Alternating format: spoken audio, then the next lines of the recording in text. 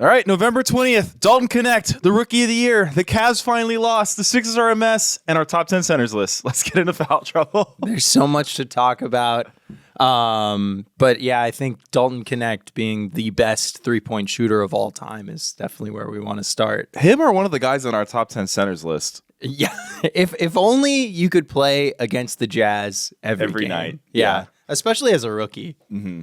But there's more to talk about. The Sixers are Sixering. It's about as messy as you could possibly imagine. Yeah, the Sixers are 2-11, and Embiid has played a little bit. George has played a bit, and Maxi's been he played and then was injured and then came back. Yeah, I think part of why the Sixers if I told you oh yeah, they had a really slow start, but Joel is just not looking healthy yet. Paul George started out slow.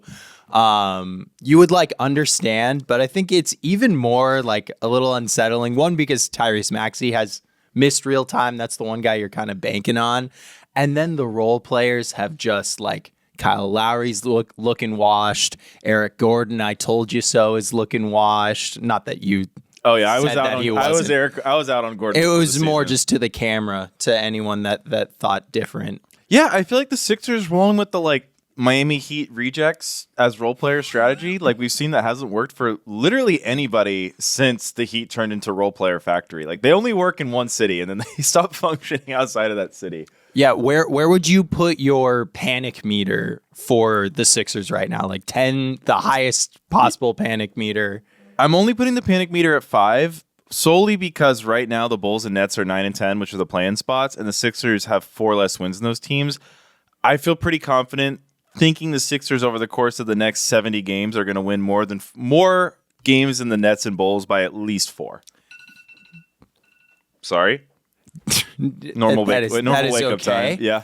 We come here early at Foul Trouble HQ. Did that panic meter go up at all after all of the team meeting news where Tyrese Maxey called out Joel Embiid for being late too much and their kind of come to Jesus meeting? Did that make your panic meter go up more than it already was? My panic meter is up mostly because I don't want to overreact to early season, but I think we might have seen the best of Joel Embiid last year, and I don't know if he's going to reach those heights again. Yeah. They were talking on Bill Simmons. He had Kirk Goldsberry on, and I thought they kind of framed it interestingly. I think this was the podcast that did it, of just where in the Shaq career arc is current day Joel Embiid, and they were kind of thinking that it was more Suns Shaq than Heat Shaq. I'm thinking it's which I don't know if that's fair. I will say I don't think a Joel Embiid discussion coming from the Simmons podcast is ever going to be fair. That's true. That is 100% true. But I do think last year Embiid was 35 a game. He was leading the league in defensive field goal percentage allowed. He was the best offensive and the best defensive player at the same time last season. And I don't think we're going to see that from him ever again. So that's where I feel like their ceiling is a lot lower, especially given how bad the role players are. Now, I will say I'm also not panicking too much on the role guys because I think once George and Embiid look like themselves, or at least 90% of what they used to be, I think the role guys are going to start playing better as the stars ascend too. Yeah. And I mean, it helps to uncover something like Jared McCain. We haven't brought that up. He's been a complete revelation for them this year. Interesting stat. Okay. Sixers this year are one of 108 teams all time to start 2-11. 8 of those teams have went on to make the playoffs. None of those 8 teams have won a playoff series. Is this the year that the Sixers buck that trend, win a playoff series? I think it's only going to happen if they can pull off a 16-4 stretch at some point to get themselves out of the 6, 7, 8 seed, because I think if they're going to be going against the Knicks again, the Celtics, it could be tough. I mean, the Cavaliers are 15-1. I don't want to disrespect the Cavs. I kind of think the Sixers have a nice matchup there for themselves, but it's gonna. I mean, that's the thing. That's the thing. All the regular season games matter. You don't want to put yourself in a position where you have to go on the road to Cleveland if they're the 1 seed, or Boston if they're the 2 seed, or the Knicks if they're the 3 or the 4 seed. You just don't want to have to do that. Yeah. I would probably lean no on like being able to win a playoff series right now, but it is the Eastern Conference. Yeah, and I mean, it makes it interesting because if they don't win a playoff series this year, I feel like it's time to trade Embiid to a team that feels like he's the missing piece, and Embiid has a $69 million player option. Coming. And you just signed Paul George to a long-term contract last offseason. How did the process fail this miserably? I don't know. But it's funny that you're asking that, and I think that's like a totally apropos question to ask when just this offseason we were like, finally, the process has like come together. It makes sense. Yeah, I feel like the Sixers got really unlucky with Embiid's injury last year. I think if he didn't get hurt last year was the best version of that Sixers team. And the Olympics is feeling like a complete disaster and like maybe turning point for Embiid's career. Yeah. Because he didn't look like himself for 95% of that run. And seems like it set him back. Yeah, definitely. Okay, and the Cavaliers lost their first game. Weird thing. So Cavalier, meaning a supporter of King Charles I in the English Civil War. So that's the team name of the Cleveland Cavaliers? Yes. Like that's the... next week I'll come back with why that's the name. But there's a reason I can't remember. Cleveland Cavaliers, I feel like, is one of the most iconic NBA names. Cool branding. I feel like everyone is a fan of the Cavs branding. It sounds like a cool team name, but that's the meaning of the team name? Yeah. That's so lame. It's like a musketeer, but I think a different time in French history. But it's cool. They have swords, but they're just supporters of an English king. It doesn't even say they're swordsmen. But they're not just they're swordsmen. There's not a lot of like dictionary definition suggesting swords being involved. I mean, just the word cavalier means kind of like you're going for what you believe in and marked by or given to offhand and often disdainful dismissal of important matters. Okay, a mounted soldier, a knight. There we go. That's what I always assume. Yeah. I've always loved that alternate logo that they have with the sword. Same. I love the Cavaliers branding. All right, should we get to our top 10 centers list? Yeah. That was the best way to segue into this. Yeah. Okay. Yeah, top 10 centers. This is the last position of our 5-episode series where we are ranking all of the positions in the league. Top 10. James, who do you have at number 10? I have a Cavalier. Oh, there we go. Jarrett Allen. Jarrett Allen was on my list, but just right outside. Right outside. Yeah, I will say I didn't have Şengün on my list, who I thought would be on my list when I started this exercise. I didn't have Rudy Gobert. There was honestly 8 guys I think you could have argued for 10.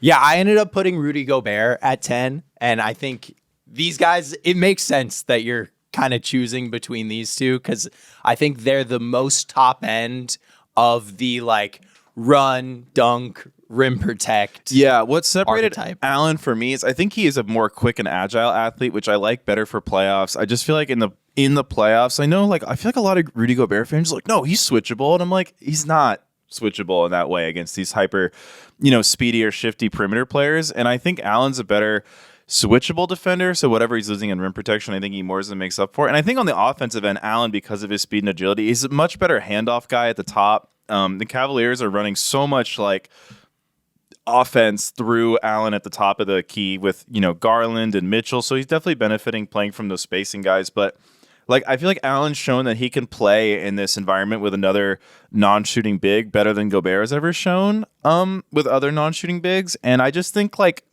offensively, he's a much better player than Gobert is, even though I know they're averaging similar points per game at times and stuff like that. Yeah, I went with Gobert mainly for the pedigree playoff experience, and I think his rim protection does come at a higher level than Jarrett Allen's. Both super high level rim protectors, and I just didn't. Jarrett Allen's switchability didn't move me enough because I think in practice it's still going to be a place that you're not going to want to be in, Jarrett Allen protecting on the perimeter. They were right there for me. I'm trying to think. I mean, I guess just looking at Gobert, his finishing at the rim has always been like really, really elite. Like pretty much no one on this list can finish. And that's because such a high percentage of his buckets are coming assisted. Yeah, I feel like with Gobert, a lot of his buckets are kind of like cleanup duty, whereas Allen, a lot of his shots are coming on that little short roll, like push shot. Like I think his shot diet's more difficult. Yeah, but that is the other part that I love about Gobert is he's always been like a super, super elite rebounder in the way that Jarrett Allen can be, but he has been kind of like a playoff like ghost at times. He will disappear and reappear when you least expect it. Yeah, I mean, I don't know. I don't know. We had similar players at 10. Discourse is like super fun around these two guys. Okay, who did you have at 9? At number 9, I had scroll back up to the top of my list. At number 9, I had Chet Holmgren. Okay, I had Chet at 7. All right. I had the big bodega at 9. Okay, there we go. I had the big bodega at number 7. Okay, so we had our 7 and 9 switched. Yeah, I think these guys were also very similar. Not quite in the tier that we were just talking about, but kind of that next tier. Yeah. For me, the reason I had Chet ahead of Towns at the 7 spot is I just think Chet, I think, is reputationally thought of as this like insanely good shooter. He's good. He's a 37% 3-point this year and last year. So he's a good shooter, especially for a big, but he's not like what he was that first month where he was shooting like 55%. And we're all like, okay, this will come back down to earth. But I think why I had to have Towns at the bottom is just the maturity and the defense from Towns is just so abysmal. Like I just trust Chet in a high leverage moment so much more than I trust Towns to like not foul out, to not have, allowing like a 90% at the rim over 8-game stretch.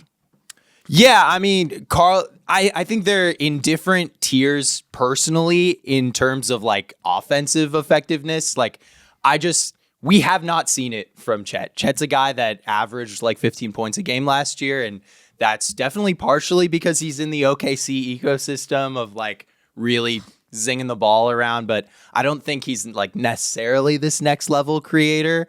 And Karl Anthony Towns, like especially to start off this season, and we've seen it in the past, like he can manufacture serious, efficient scoring all by himself.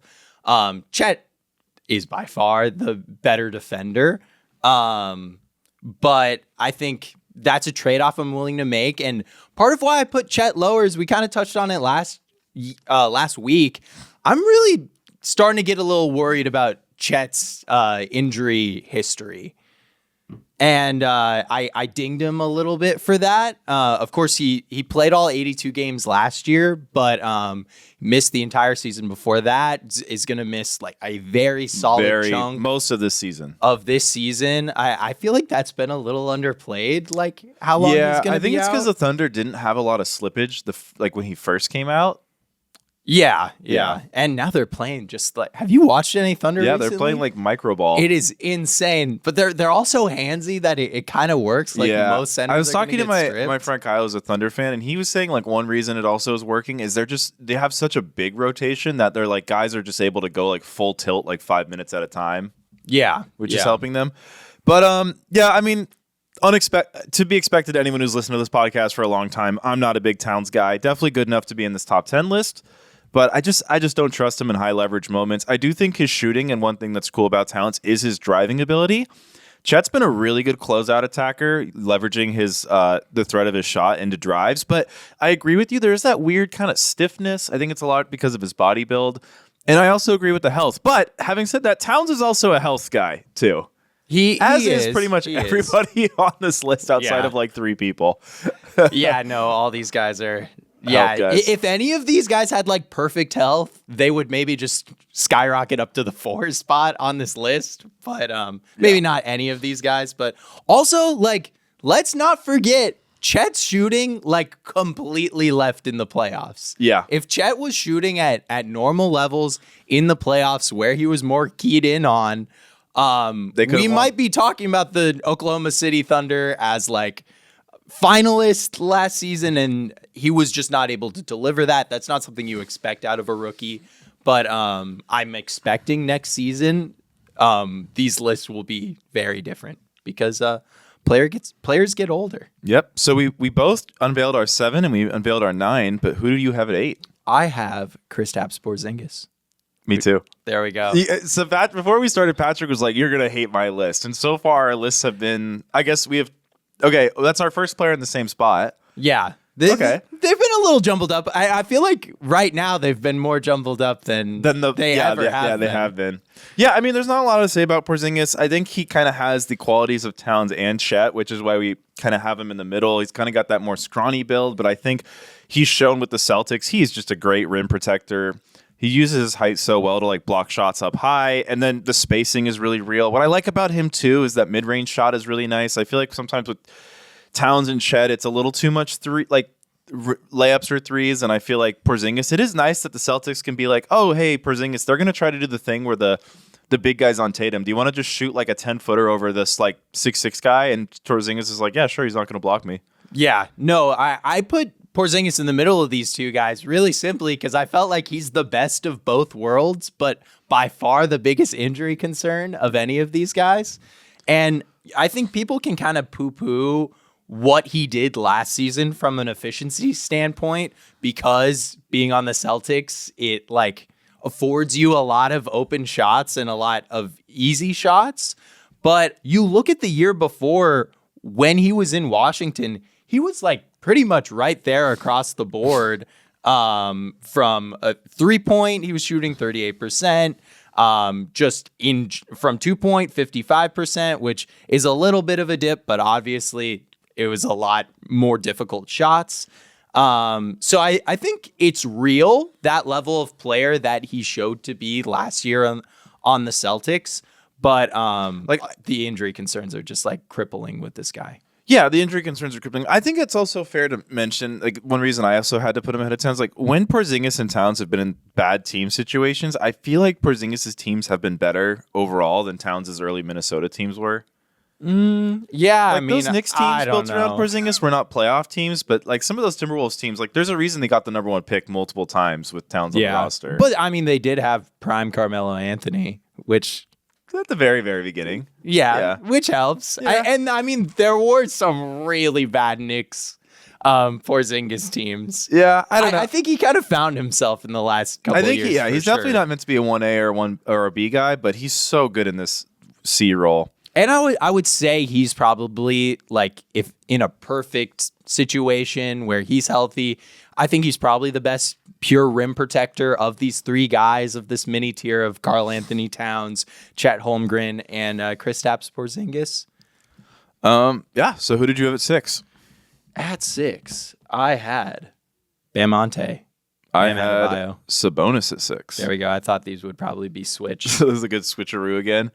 So Bam is such an impactful player. So without Bam, the Heat have a 112 offensive rating, a 118 defensive rating. They're -6 without Bam. With Bam, the Heat go up on offense to 114 and go all the way down to 111 on defense. So he's definitely one of the most impactful players in terms of like how much better the team looks with him. He's off to a pretty rough efficiency start. Adebayo is. Mm-hmm. Yeah, that's kind of like the crux of why I had him lower. But here's the thing that for me separated him with Sabonis. Sabonis is at a nearly 20% turnover rate. So any dips in efficiency, I'd rather have missed shots than turnovers. Yeah, I mean, I definitely hear you on that. I think Sabonis does make up for his turnovers in other ways. I think he is a higher level creator. Like the Kings just depend on him for everything offensively, at least to like set the table. Well, I don't know. Fox just broke the point guard scoring. Yeah, I don't know. I feel like he Sabonis has a really high usage is what I'm saying. My thing with Sabonis is I feel like he's labeled as this kind of like great elite passer, but I don't really see these passes. I feel like a lot of it is just handoff actions. Yeah. Which you can do with Bam too. So I don't know if Sabonis is actually this propped up passer people make him out to be. Same with Sengun, actually. Sengun, I feel like early in his career showed some crazy passing chops. And I feel like the last 2 years, Sengun's gotten a little more Jalen Green in him than people like to admit. Yeah. I don't know why we're taking shots at Sengun. Yeah, I definitely expected to have Sengun higher on this list. Same. Yeah. And I bring it up. But I think, yeah, Sabonis is an offensive engine. Like, his ability to kind of just battering ram his way to the rim over and over and over again is why I have him ahead of a Chet, a Porzingis, a Towns. I do like him better as a, like, you can kind of build an offense around this guy. He's also the best rebounder, on this list, pound for pound. No, I don't know if I agree with that. I mean, I guess maybe Jokic, but like what he does night in and night out he led the league in rebounds last year, coming at like a smaller size for this position. I just think he's a really, really effective player, and like all of the like advanced analytic numbers absolutely love him compared against these other guys. And I don't know. I feel like we haven't seen him in a playoff situation other than that one Warriors series where he's getting stomped on. He was getting stomped on. His hand was broken. Like, it was so weird. I don't know. I'm a big believer in Sabonis. I'm also a big believer in Bam. I think what he does defensively. I'm not. I think if you switched their like responsibilities, I don't think either one would do super well. But I don't know. I don't really believe in Bam as like a consistent scorer. My thing is, I think Bam is much more of a transformational defensive player than I think Sabonis is a transformational offensive player, in my opinion. I just think Sabonis, the way he plays offense, and I think some of his limitations as an offensive player, like, kind of puts his team at a little bit of a ceiling, whereas with Bam, he just unlocks a defense in a way, especially we've seen it in the playoffs so many times that I don't know. I just don't think Sabonis could. I don't know. I just feel like you could run this Kings handoff action with Bam pretty similarly, and I just don't think the Heat could survive Sabonis' defense. Yeah, you could definitely change my mind on this. I had Bam at 4. You had Bam at 4. Okay. I had Bam at 6. I had Sabonis at 5, and then I had Wemby at 4. I had Wemby at 5. So Wemby, so interesting with the Bam to Wemby comparison. So the Spurs without Wemby have a 113 offense and a 119 defense, so -6. Now Wemby drags them all the way down to +1 with basically a 111 offense, 110 defense. But why I had to put Wemby behind Bam, and I think this will change by the end of the season, is Wemby's taking as many threes as twos, and it's hurting the Spurs offense. Yeah, his shot selection is not great. And yes, his defensive impact is greater than Bam's, but the difference is like Bam's defensive impact is also huge, but also their offense gets better with him, whereas the Spurs are getting worse on offense with Wemby on the court because of his shot selection. Yeah. He's a high turnover guy currently. Yeah, he has double the turnover rate. This is definitely like more of an eye test thing, but like I think if you swapped the personnel around Wemby with either one of these guys, I think the turnover numbers would go down. I think just like as a passer, he's a more talented passer than both of these guys. Oh, like, for sure. He can pass running in transition. He can do all those handoff actions. Yeah, and I don't know if it's just the Chris Paulification of the Spurs, but we just haven't seen that this year, though. We definitely saw it last year. Yeah, and he's not like, I wish he was getting a higher percentage of his shots assisted by his teammates. That's just not in the cards right now. But I think this is also kind of like, I was just asking myself, like, who would I rather have going into a playoff series? And I think, especially like thinking about how he fared in the Olympics against Team USA, like waking up for that 26-point, like just kind of I'm here performance against Team USA. I think he's a big game guy. Obviously, he has so much talent. And on nights where he hits like 8 threes, they're he makes the Spurs almost unbeatable. And I think in a more winning situation, his shot diet would adjust to that of these other guys where he's playing a little bit more around the rim. Yeah, I don't know. I've been pretty disappointed with Wemby so far this year. Like, I just don't understand. If you're going to take 17 shots a game, why are 8 of them threes? It's just like, I don't get it. That's the thing. I think by the end of the year, if Wemby can patch that up, he definitely will move probably up to 3 on this list. I want to see him take more corner threes. Yeah, I think like whatever you can do to make him take corner threes, you got to, because he's so tall. Porzingis is like a godly corner 3-point shooter because he's 7'3" and is looking down at the rim from the corner. If you can manufacture some more shots for Wemby from places like that, like I'm cool with, that many threes. Yeah, sometimes it feels like Wemby is trying to be this like weird KD shot creation with LeBron passing facsimile, like the most ultimate ideal basketball player. But reality is he should get in the paint. Yeah, I don't want to be an old head, but he should get in the paint. Get in the paint, kid. Get in the paint, kid. Yeah. But I also think he's just a better defender than either one of those guys. Oh, yeah, for sure. He definitely is, yeah. Oh, my gosh. Do I have a Woj bomb? Post-retirement. I have a Woj bomb challenge. We have 60 seconds starting now to name the top 5 block leaders all time, or the studio explodes. Starting right now. Olajuwon, Duncan.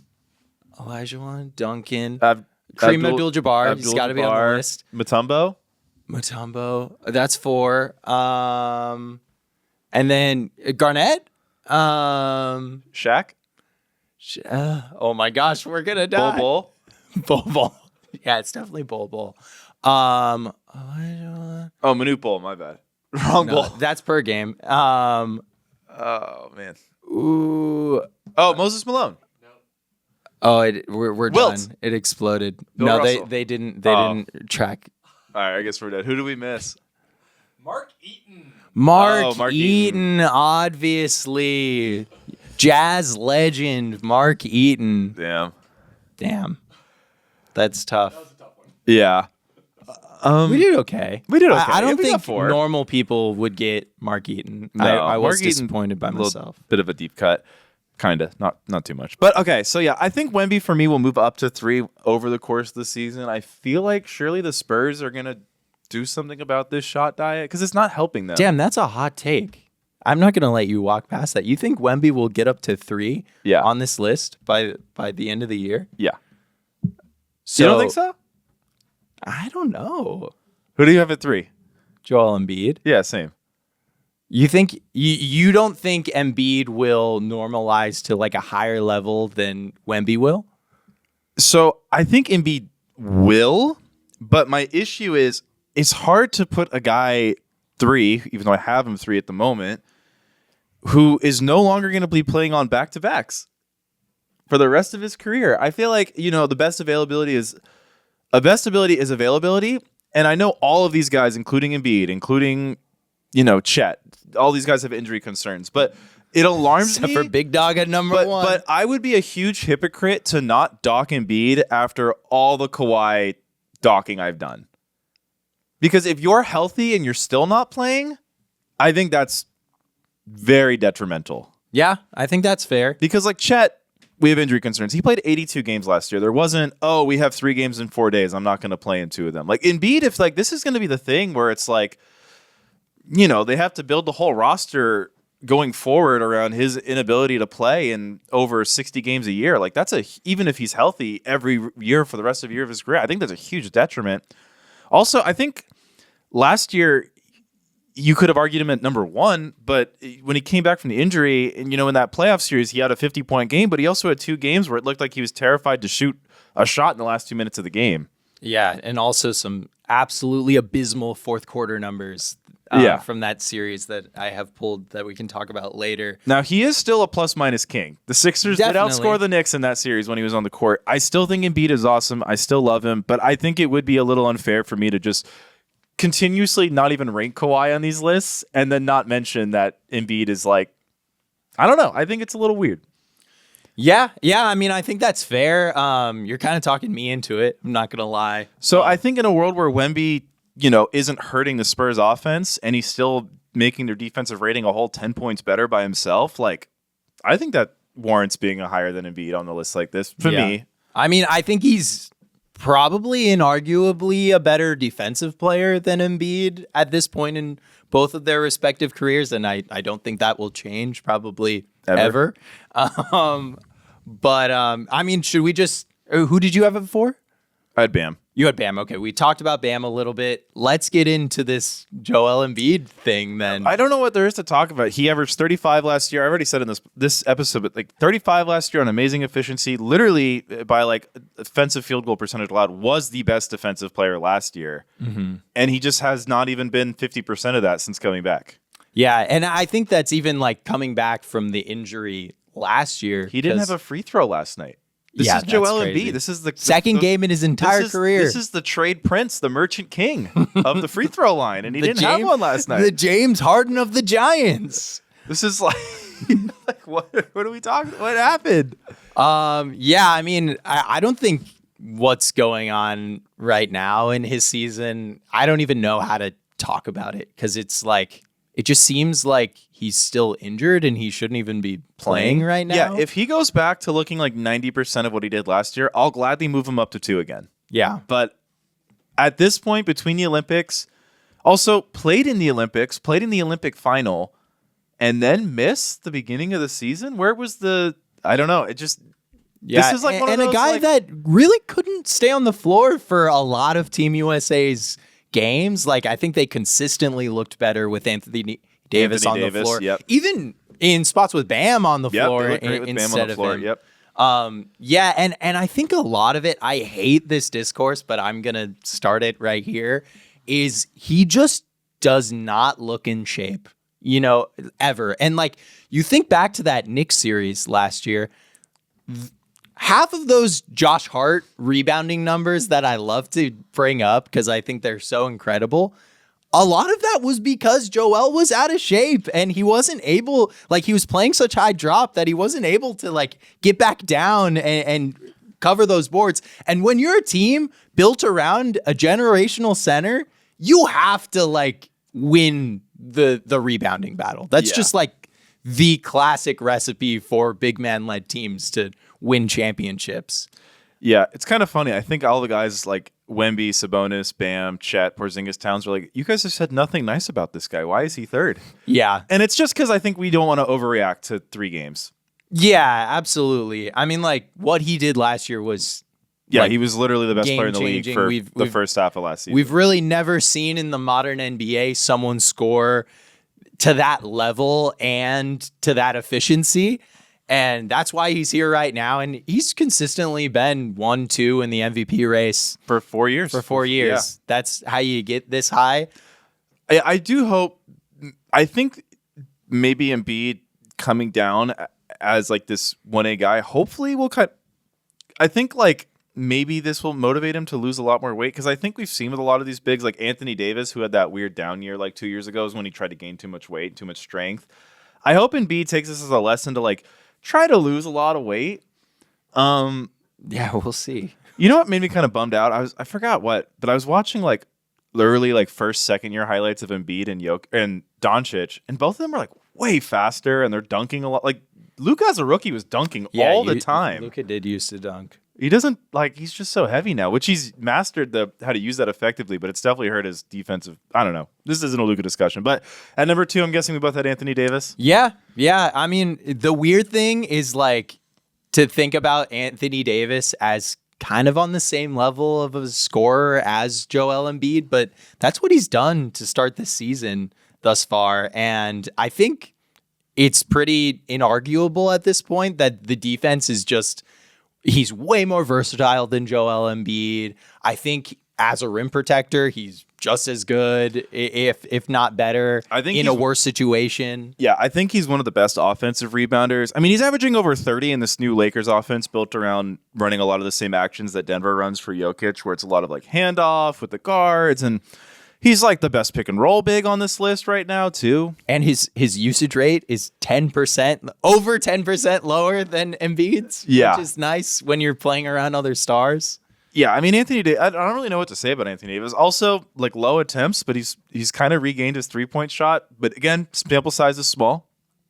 Yeah, hey, I'll take it. From my center, I don't care if it's low attempts. If it's efficient, let's go. That's a win. Yeah.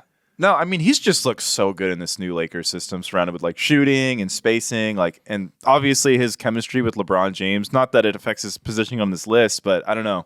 It's not only that though; it's that he's the focal point. Yeah, I think that's my favorite thing about it as an Anthony Davis fan is he is finding his points through the flow of the offense, but it's not through the flow of the offense like adjusted around LeBron James. It's like Anthony Davis, the Lakers' number one objective is to get him going, and I think that's like a really sustainable path for them. Yeah, and I feel like nobody can stop this dude. Oh, he's so good. He's so good. He's so good.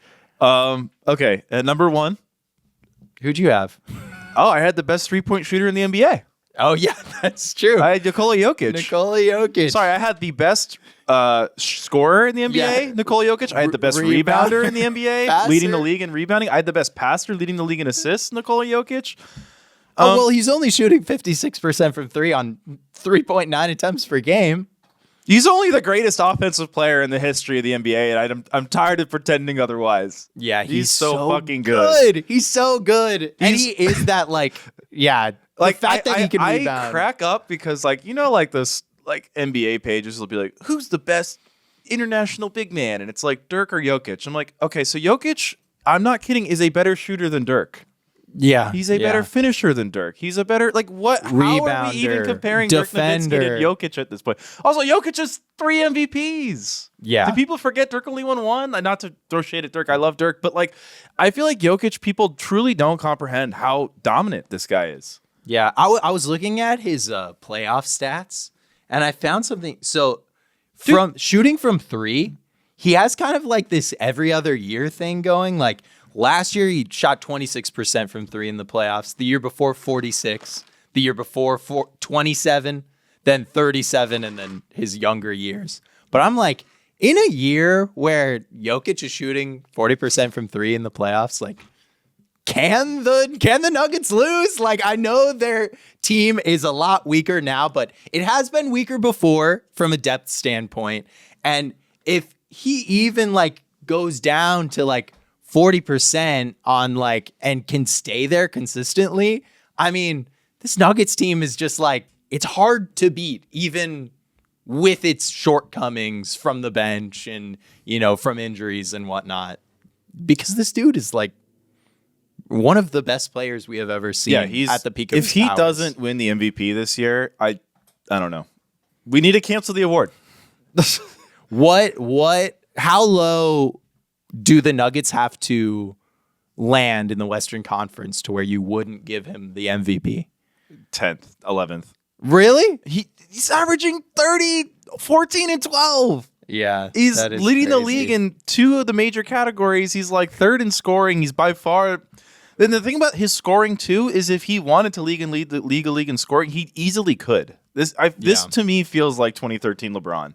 Something I was looking at is like, you look at the percentage of shooting fouls that he causes, and it's super low. It's in like the 47th percentile, and especially with the centers on this list, like these are all the guys that are like, 80s, 90th percentile in that stat. And like, if he just like caused, 3 more shooting fouls per game for himself, he would be able to manufacture so much more easy offense. Yeah. And that's just like hanging out there for him to get better. And he's already pay no attention to the man behind the curtain. Yeah, I think the only case against him not being the best player, it's not his only this facial year, hair. but the last like 10 years going back there, like 8 years going back to 2016 is just this ugly beard he's got going on this season. Yeah, the facial hair is really bad. Look at that. That's the best basketball player in the world. It's terrible. Yeah, no, I feel like there's definitely some Jokic fatigue, and people don't pay attention to the Nuggets because they're a small market team. And speaking of small markets, having gone to Denver, it is a small city. It is a very small city. I do have a bad Jokic stat. Do you want one? Sure. So last season, of defenders that defended at least 10 field goal attempts per game, Jokic had the 15th worst defensive field goal percentage.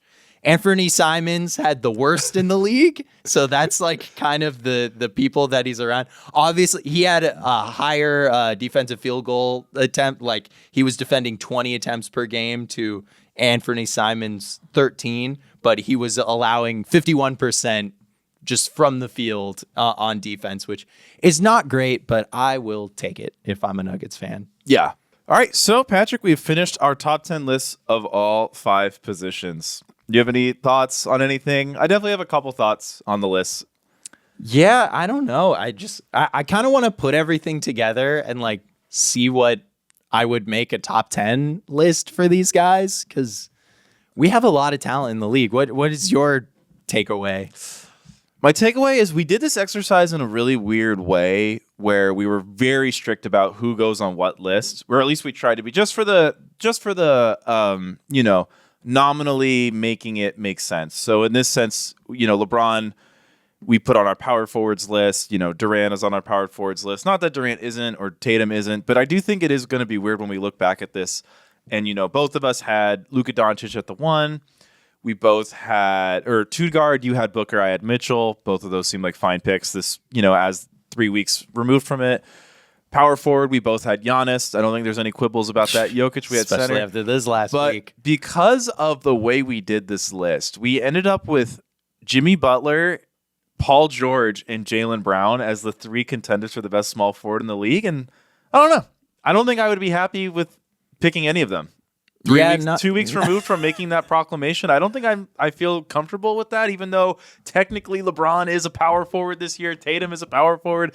Durant, Banchero, all these guys are listed at the 4. So I don't know how I reconcile with our weird 3-man. It kind of speaks to just the value of like size and players who play big in the NBA. You know what I mean?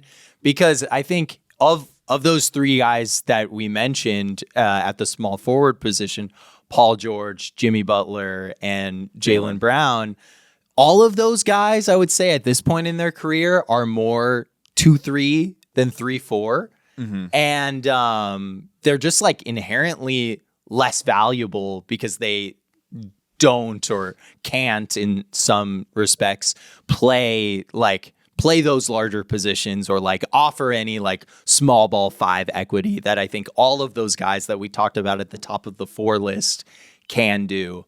So, I think if anything, it's just like a declaration that like bigs are back and they're more important than ever. And if they're not, and even this list today, if they're not skilled, if they're not offering like elite qualities in multiple ways and in most ways, unconventional ways, then they're not like really difference makers in the NBA at this point.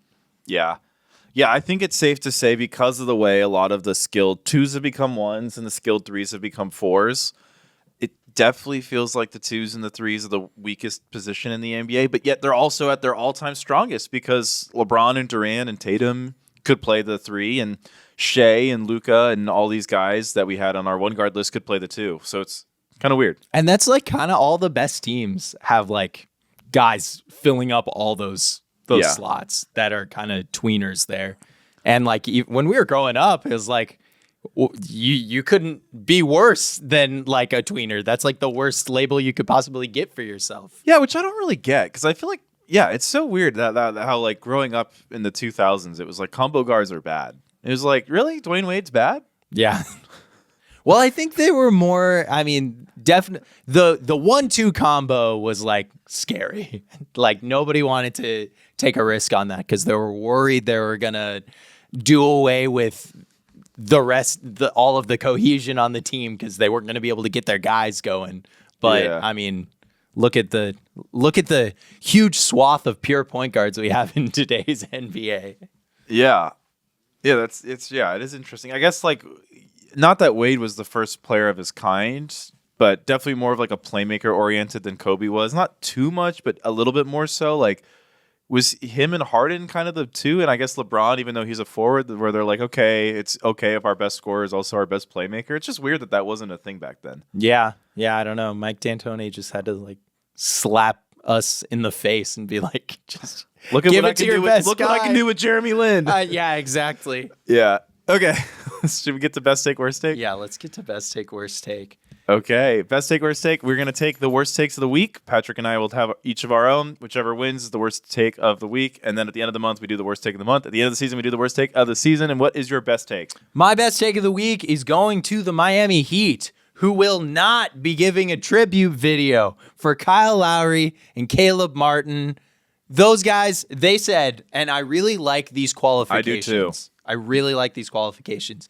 The Heat reserves tribute videos for players who won an NBA championship or made an all-star game with the team. That's it. That makes sense. That makes it. a lot of sense. You know, I was just watching a video of an Alex Caruso tribute video from the Chicago Bulls. What did Alex Caruso do for the Chicago Bulls that deserve that? He signed with them. He did sign with them. He did sign with them. Just he made the Lakers look stupid, I guess. That's the only thing. But I think that's a great take. Good job, Pat Riley. And congratulations for your new statue outside of Crypto.com arena. That is Yes, hopefully it's in. But I'll be honest, we're running out of space outside of the Crypto.com arena. I feel like at a certain point they're just gonna have to pave over that road. That road's closed every day. Yeah. What's even going on? Yeah, there? for those of you who have not been to the lovely Crypto.com arena, there's like a road in front of it that they close every game, which isn't abnormal, but it's between LA Live, which is like all these, like this theater and all these restaurants. yeah, like a and concert stuff. hall. But there are so many statues because there's not just the Lakers players. There's like Lakers broadcasters. There's like hockey players for the Kings. There's just a lot of space. There's a lot going on. And also the Lakers have the most decorated player list. Yeah, well, and you've got you don't have just Lakers. You've also got Gretzky and you got Oscar the De La hockey Hoya. players, yep. And like there's a bunch of people going on there. Yeah. And I mean, like, what are they going to do if Anthony Davis, like, is Anthony Davis, if he stays for another 6 years, is he going to get a statue too? Like, He's gotta get a probably got to get a statue. LeBron might have. I don't know. Powell's if LeBron will not get getting one. a statue though, right? Powell's not getting one. Even though he got 2 championships as the second best player. Yeah. AD only, I mean, I doubt AD's going to get another one. Not looking likely, but I don't know. All right. I don't know. That Giannis trade's going to Help. hit like crack. Yeah. All right. My best take is going to Shaq. Oh, this might be my worst take. What is it? Jokic is on the list of top 5 centers ever. Oh, no, this is not my worst take. My worst take is going to Shaq. Okay. But yeah, I mean, Jokic is a top 5 center. I know people don't want to. I don't know why people just don't want to give Jokic his flowers, but I think he's just so much better than people think he is. People like being late to the party rather than early. Early. Yeah. Okay. What's your worst take? My worst take is going to Shaq. Who, The rare best worst combo. Yeah, he snubbed Dwight Howard's request to do a celebrity boxing match against him by saying that you got to have more than one ring to get in the ring with me. I'll stick with a real champion like Rob Gronkowski, and you can have the Superman belt all to yourself, buddy. That's boring, Shaq. I mean, like, I'll watch a Shaq Rob Gronkowski fight, but I would be way more excited to see a Dwight Howard Shaq fight. There's just way more history there. It's what the people want. Shaq, when did you stop giving the people what they want? I don't understand why Shaq is so mean to Dwight Howard. He's just a bully. He's a bully to all big men. Except for Jokic. Except for Jokic. He loves Jokic. But yeah, but why? Like, I don't understand why. Like, Dwight is such a fun, goofy guy. I recently met Dwight Howard. Good He's guy? so nice. Yeah, he was like a fun guy. He's like doing stuff in the basketball, internet's community. Like, I don't know. I don't understand why Shaq's such an asshole sometimes. He's a boomer. He's a boomer. Who has your worst take? I'm giving my worst take to myself. Okay. For not having Jaren Jackson Jr. on my power forward top 10 list. Later that day, I went to the Grizzlies-Lakers game, and I was like, man, Jaren is way better than Draymond Green and Aaron Gordon right now. What was I thinking? Yeah, that's my worst take. I think Jaren definitely deserves You think to be he's on better? He was definitely right off my list. If you swap Jaren and Draymond right now, I think the know Warriors are way worse. I don't think they're way worse, but I think the Grizzlies are significantly, because I know you're losing a lot of the playmaking, you're losing that short roll, but Jaren can like create for himself on the perimeter in a way that like Gordon and Draymond can't. Like, I don't know. He's a way better offensive player than those guys at the moment in terms of scoring. Both teams are probably worse if you make that switch, in my opinion. But the Warriors I don't think are like 5 games worse. Whereas I think Memphis actually could be without his scoring. It would be, for me, it's just like we have not seen that consistent 3-point shot for a couple years from Jaren, and he's been shooting it well to start out this season. And maybe you could change my mind about it. If he was this like super willing and efficient 3-point shooter that he has been in certain points of his career, but just hasn't been over the last couple, you could change my mind, but I'd rather have Draymond right now. Yeah, well, okay, but would you rather have Scotty Barnes or Jaren? Mobley or I just feel like Jarrett is a top 10 power forward. I don't know, maybe you're taking off for you take off Julius off my list, but I don't know. I just think his ability to actually create his own shot is a little like he can create his own shot a lot better than Evan Mobley can right now, who I had at 8. Yeah. I don't know. Yeah, That's yeah. maybe I won't win. They're worst all take of right the week, there. but They're all right there. I'm giving myself worst take. You don't have to agree with it. Okay. I'll take it. Hey, I respect the eye test. That's the most important thing. All right, Max. I know we don't have a mic for you today. I'm sorry. Who are we thinking is the worst take? Shaq. All right, let's go. It was a week for takes. Worst takes. Yeah. All right, hot streak shooting slump.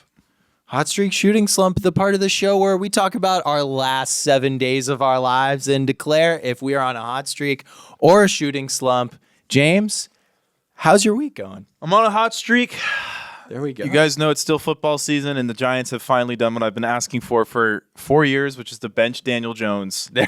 Tommy DeVito coming in, baby. Yeah, Tommy DeVito is really bad at football, and people are like, he's going to ruin the tank. No, he's not going to ruin the tank. Tommy DeVito is actually worse than Daniel Jones, miraculously. He's As a very bad Malik quarterback. Neighbors owner, I am very worried about this Tommy DeVito switch up. I've got to be honest. Yeah, as a Giants emotional thoughts stakeholder, I'm thrilled. I don't know how to describe it. In the NBA, this doesn't happen. Teams don't. I guess it happens to like the Wizards when they overpay Bradley Beal and Gilbert Arenas, Yeah. and whoever the next 2 guard is that they want to throw way too much money at, who's not that good. But like, I don't know. I feel like it's weird for basketball fans, but these players don't really exist.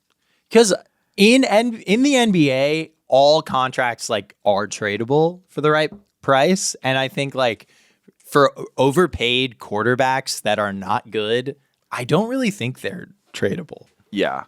Like, I know there is probably, I don't know, let's say a 76ers fan out there who probably doesn't like Joel Embiid because of the missed games or maybe the attitude, but he won an MVP. Like, he's clearly a good player. Like, Daniel Jones, the Giants stuck with this guy for 6 years and he was awful. But I guess it's like Ben Simmons, right? That's the comp for Daniel Jones. Even that's disrespectful to Ben Simmons.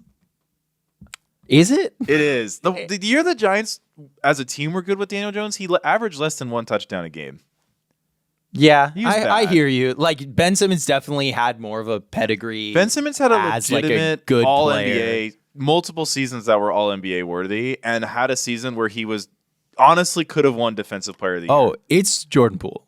Yeah, it's Jordan Poole. yeah, but at least Jordan Poole, like I guess Daniel Jones and Jordan Poole both balled out in a playoff run. Yeah. Okay, all right. Yeah, they're pretty right Jordan there. Poole.